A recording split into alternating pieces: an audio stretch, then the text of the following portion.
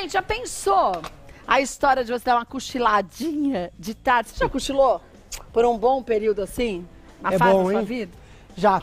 Quando eu estudava, na época de vestibular, acordava super cedo, né? Privado de sono, à tarde, antes de estudar. Dá uma dormidinha? Dava uma dormidinha. Então, hoje o doutor Leandro Teles vai falar com a gente sobre insônia. E você sabe que foram feitos alguns estudos que comprovaram que essa tal cochiladinha é extremamente importante até para um bom rendimento no trabalho, né? Verdade. Não para todo mundo, mas para algumas pessoas, o cochilo, dormir um pouquinho, menos de 40 minutos, ideal, né? Logo depois do almoço, pode ser benéfico. Não só não atrapalha a noite, como melhora o rendimento nessa segunda metade do dia, né? E aí, sabendo disso, inventaram o tal do cochilódromo.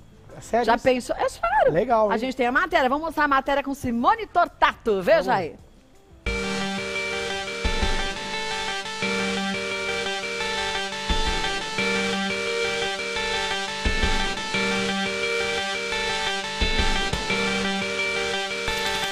Correria, um dia a dia super agitado. São características das grandes cidades. E a gente aqui de São Paulo sente isso na pele, né? Então me diz aí quem nunca sofreu de insônia ou com uma noite mal dormida. Bom, eu particularmente sofro muito com isso, o que é péssimo, porque quando o nosso corpo não descansa direito, a gente desenvolve várias coisas. Pode ser diabetes, obesidade, depressão. Por isso, uma boa noite de sono é muito saudável pra gente. Alivia o nosso estresse, aumenta o nosso foco, entre vários outros benefícios. E vamos combinar que tem muitas vezes que dá aquela vontade de tirar uma sonequinha de tarde. E se eu te disser que em São Paulo já existem alguns lugares onde você pode fazer isso? Ficou curioso? Vou te mostrar, vem cá.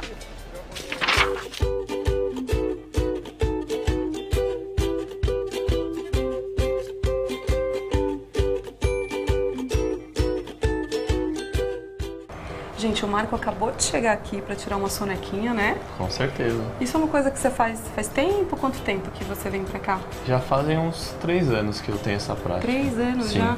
Como que você descobriu o lugar? Você pesquisou? Como é que foi?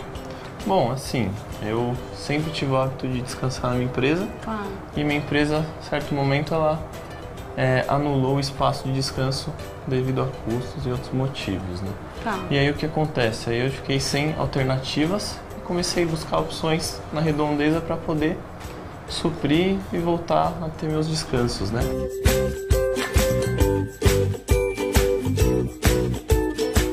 Gente, não vamos mais atrapalhar o Marco, que ele vai dormir agora. Sim. Tá bom? Então vai lá, bom Pretendo. descanso, uma boa sonequinha para você. Com certeza. Muito obrigado, viu?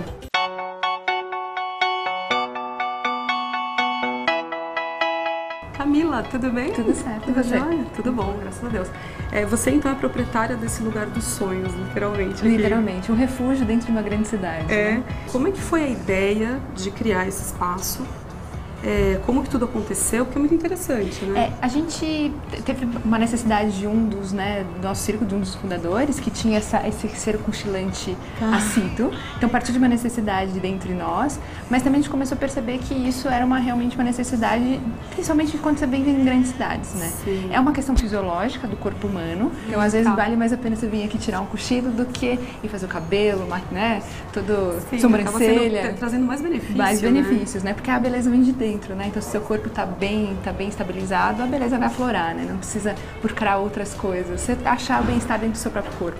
Entendi. E tem algum horário que tenha mais procura? Como é que é? Aqui no cochilódromo, você gostou do termo cochilante? Gostei. Cochilantes são os nossos usuários do serviço e nós também. Então, o cochilódromo ele fica aberto das 7 da manhã às 7 da noite. Mas esse horário nobre, que esse maior procura, é na hora do almoço. Então ele começa lá para umas 11, 11h30 e se estende até as 3h30. Acho que a gente escuta muito das nossas avós, né? Que você sente muita vontade de dormir porque a digestão e tudo mais. Tem alguns indícios que isso acontece, mas também tem outros indícios que a própria temperatura corporal vai diminuir nesse período. Então, dependente na hora que você for acordar, então eu não vou lembrar agora exatamente, mas se você acorda 9 horas da manhã, talvez o seu pico de diminuição de temperatura corporal aconteça às 3 horas da tarde, onde você vai diminuir. E com toda essa nossa conversa, eu fico com vontade de tirar uma sonequinha. Posso? Com certeza, é nossa convidada. Vou lá.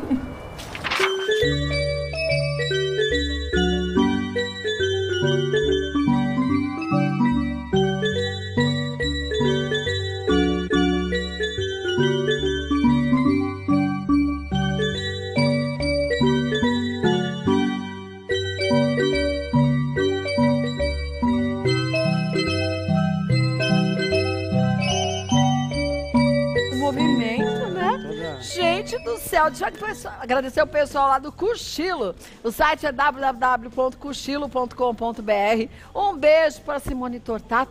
Deixa eu falar baixo que ela tá tirando cochilo. Vai acordar ela. Mas legal, hein? Nossa, bem profissional, né? Esse cochilo profissional. Ó, eu vou te dizer uma coisa, eu não consigo cochilar de tarde. Eu acordo no mau humor. Sabe que tem gente que é assim mesmo. Não gosto. A maioria das pessoas, quando estão privadas de sono, porque hoje tem esse problema.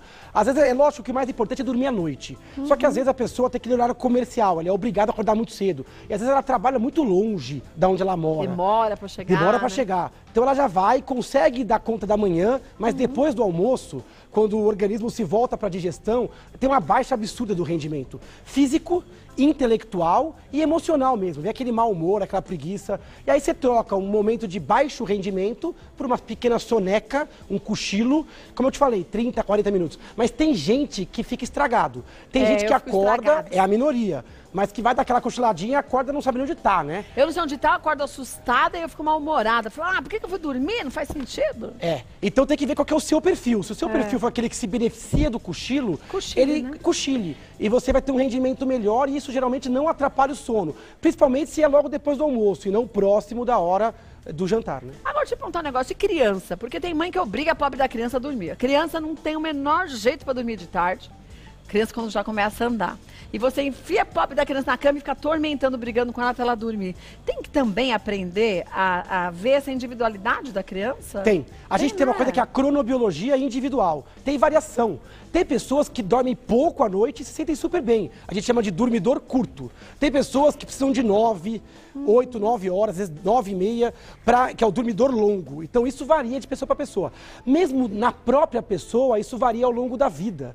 Gestante tem um ritmo de sono. Idosos, por exemplo, tendem a dormir, acordar muito cedo e dar uma cochiladinha depois do almoço. Isso é normal, é bifásico. Criança também, ela tem a sua cronobiologia própria. Mas lógico que o hábito, o jeito que foi criado, a relação com a luz, isso ajuda a sincronizar um pouco o sono das pessoas. Né?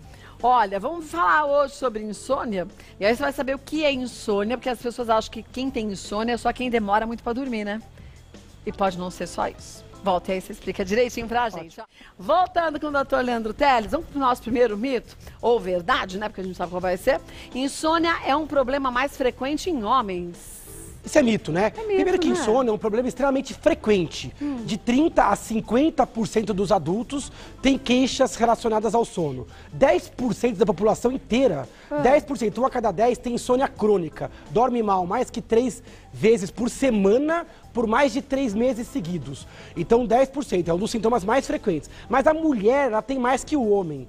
Quase o dobro de vezes mais que o homem, por questões hormonais, pela TPM, pela menopausa, que é uma fase de insônia, pelo pré-menstrual, né? Então a mulher também tem mais ansiedade, depressão, que acaba gerando insônia. Então a mulher é um fator de risco. Idosos, pessoas com doenças clínicas, trabalhadores que trabalham em turnos, tipo plantão. 12, 24, 12 né? por 24, 12 por 36. Então esses profissionais, e no caso o sexo feminino, é um fator de risco para ter insônia. Agora, a gente pode dizer que a pessoa tem insônia porque ela demora para dormir, ou ela dorme, acorda picadinho, acorda e não dorme mais. Existe basicamente 3 tipos de insônia. A insônia inicial, dificuldade em pegar no sono. É aquela pessoa que vai pra cama e fica fritando na cama. A gente fala, né? Demora mais que 30 minutos para pegar no sono. Então essa pessoa tem uma insônia inicial. Essa é a mais comum.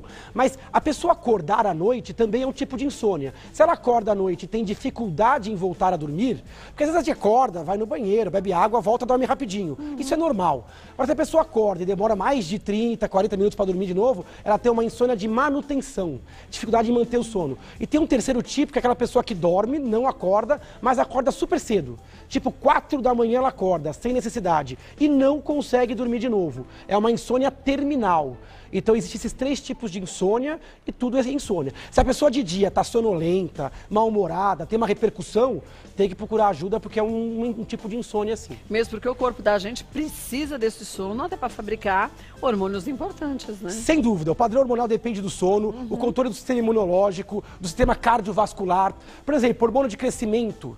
É importante. Gerenciamento da glicose, da insulina, é importante. Também, né? Liberação de leptina, que é um hormônio da saciedade. Quem dorme mal engorda, libera mais grelina. Então o nosso corpo, ele entra como num canteiro de obras à noite. Se você for privado disso longamente, vai adoecer. Vamos ver mais uma.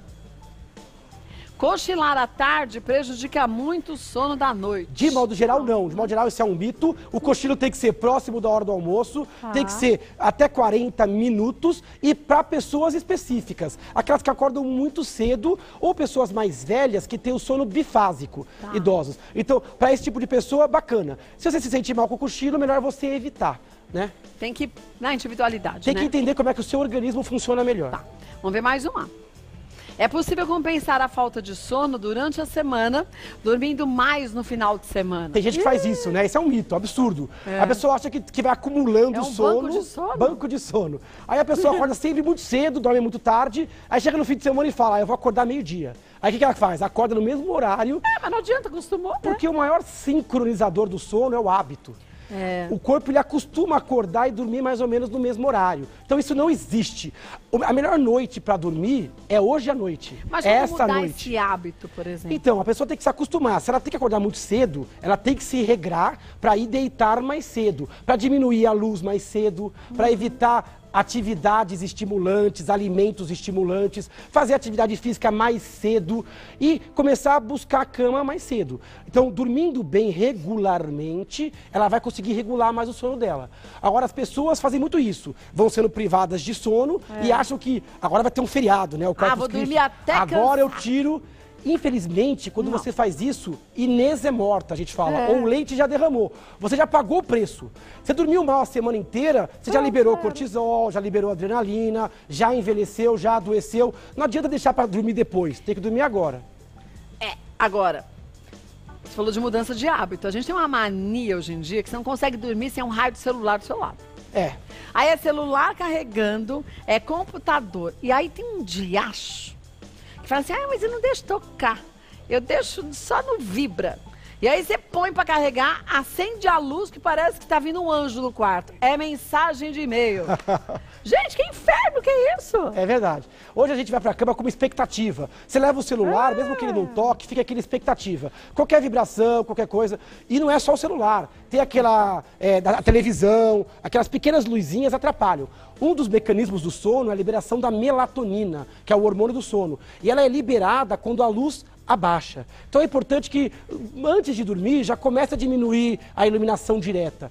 E hoje em dia os smartphones, os tablets, notebooks, eles liberam uma luz super brilhante, né? Hoje em dia é mais moderno, como esse tema é um tema importante, alguns aplicativos já diminuem automaticamente o brilho depois de um horário, para tentar ajudar. Mas é importante você se desconectar. A luz atrapalha, mas aquela ansiedade Mais de que ainda, chegou né? um e-mail, chegou uma mensagem que pode mudar, raramente ela muda. Mas, Geralmente gente, é uma vai mudar besteira. o quê de madrugada? Tem que desconectar. Outra coisa, deixar o celular carregando do lado também é uma coisa um pouco perigosa. Quando a gente faz isso, existe risco de curto-circuito, problemas de explosão, queimaduras. Tem que tomar um pouco de cuidado. Eu conheço uma pessoa que tem a manha de dormir com o celular embaixo do travesseiro. Isso é um risco, um perigo. Eu falo, gente, coisa mais insana, porque se vibrar eu sinto. Gente, aí se acontecer alguma coisa com a família, alguém vai ter que socorrer, não é você que vai estar dormindo que vai socorrer? A gente tem que se comprometer um pouquinho com o sono. Porque é muito comum a gente reclamar que o sono não é bom, mas a gente não faz a nossa parte, que é se mover em direção ao sono. A gente faz tudo para atrapalhar e depois reclama que não conseguiu dormir adequadamente. Pois é. Vamos ver mais uma? Alguns comportamentos pioram nossa capacidade de dormir. Isso é verdade, é muito verdade, né? É o que eu te falei agora. Hábito. Dormir e acordar mais ou menos no mesmo horário. Manter o hábito, mesmo final de semana, feriado, né? Se perder o sono, tentar compensar nas próximas 24 horas. Não deixar passar muitos dias para depois compensar. Evitar cafeína depois das 18 horas. Fazer atividade física regular, mas mais cedo. Também. Não perto da hora do sono. Fazer atividades relaxantes. Cuidar do seu ambiente. Colchão, roupa de cama, travesseiro. Como é que está o controle térmico e da parte de som no seu quarto, tudo isso vai ajudar. Nos casos mais graves, procurar ajuda médica. Porque às vezes a pessoa está com insônia e tem uma depressão, um distúrbio da tireoide, um quadro de ansiedade por trás. E às vezes é uma insônia mesmo, genética, sem outra causa. E o médico pode ajudar em casos mais complicados. E tem famílias, né, que tem problemas de insônia, né? Tem. Existe uma questão genética envolvida. Às vezes tem pessoas que têm doenças um dos sintomas é insônia. Por exemplo, depressão, ansiedade, hipertireoidismo. E tem pessoas que não têm doença nenhuma, mas numa fase da vida desenvolve uma insônia e aquilo passa de 4 semanas. Passou de 4 semanas, é um sinal de alarme. Procura ajuda médica para ele poder ajudar você a reaprender a dormir antes que aquilo passe de 12 semanas e vire uma insônia crônica, que é difícil de tratar. Bom, volto que tem muita pergunta para você. Olha, vamos agora para as dúvidas que surgiram. Vamos ver a primeira de quem é? Jonas, tomar um pouco de álcool à noite facilita o sono? Jonas, excelente pergunta. Na verdade, não. Muita gente usa o álcool para pegar o sono, porque ele é um sedativo, né?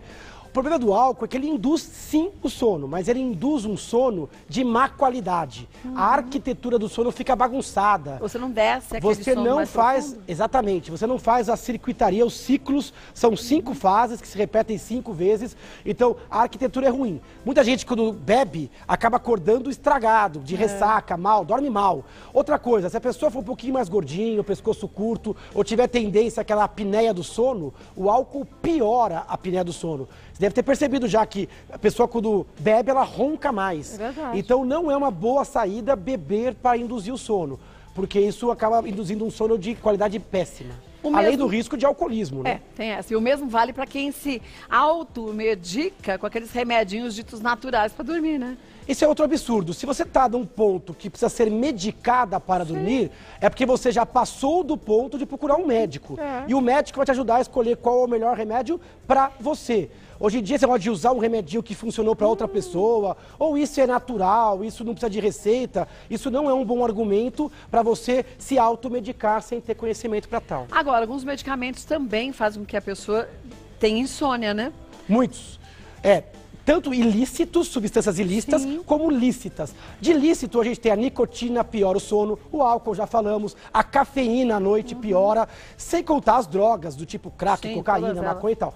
Agora, mesmo dos medicamentos lícitos, alguns antidepressivos tiram o sono, alguns remédios para asma, bronquite tiram o sono. Então, quando vai no médico, é importante questionar o que você está tomando e se houve relação entre o início de um remédio e o início da insônia. Às vezes, o médico só mudando o horário do remédio, já resolve, ou trocando o remédio, já resolve.